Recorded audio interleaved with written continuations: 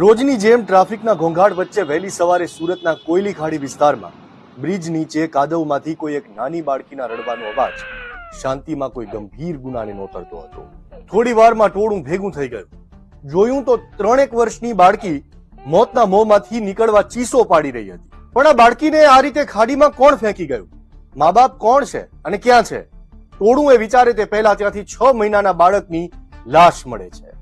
Gujarat crime ફાઇલ્સના એપિસોડમાં જાણો આગળની કહાની.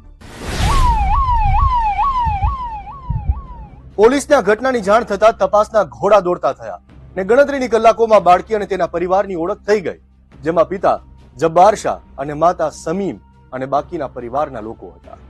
આખા પરિવારને પોલીસ સ્ટેશનમાં હાજર કરવામાં આવ્યા, પણ માતા સમીમ ક્યાંય દેખાઈ નહીં.